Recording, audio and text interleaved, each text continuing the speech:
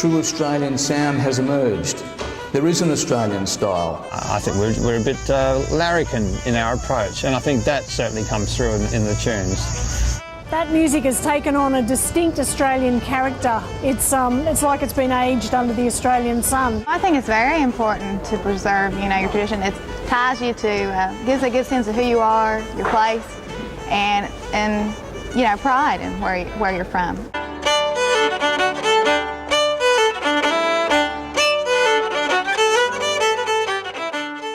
The second award category is the best CD by a band, group, ensemble or orchestra featuring a fiddler. And the winner is The Fiddle Music of Joe Yates by Catherine Overton, Wendy Hodgkins, Steve Cook, Darren McDonald and Jeremy Dunlop.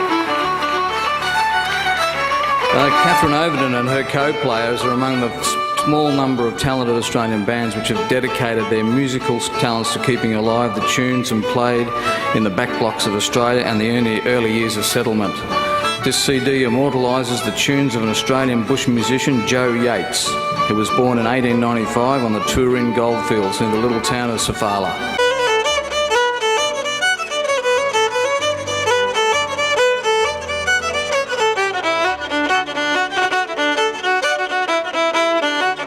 All the Yates children could get music out of a wet tea towel, so very musical family, and we are incredibly grateful for this very unique music that has been passed to us, which is like a telescope way back in time to beyond the 1900s, where this music was played by people like us and dancers in halls, perhaps not as grand as this one, but all around country New South Wales and country Australia. Heritage music is something that comes from the people of their areas. Music survived any situation, the wars and such. That was the other thing. In the wars, they had no gear. They made old fiddle, I wish I had it here, old fiddle carved, hand carved, just 50 k's down the road here.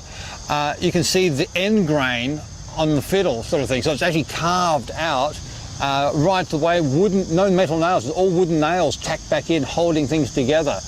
And the cigar box forms of music and such. So whatever it took produced a connection with their time.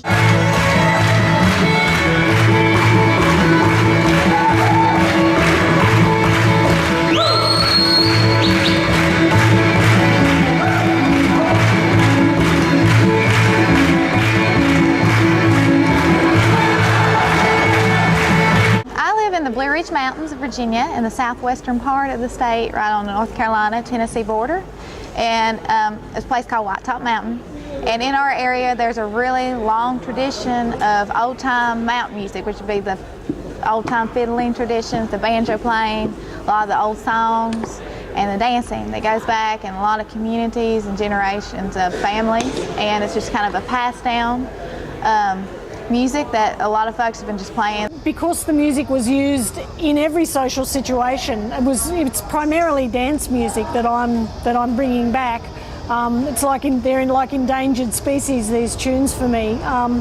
But so a gun fiddler, they call them gun fiddlers, they were the best in the district. They would be playing to a hall full of people, and there was no PA, so they had amazing style and technique to be able to project the music. A gun fiddler, a good fiddler would influence the musicality of each region, and each region was defined by how far you could ride a horse in a day, basically. I'm also pleased to announce that next year Golden Fiddle Awards will actually open a separate heritage category for this music.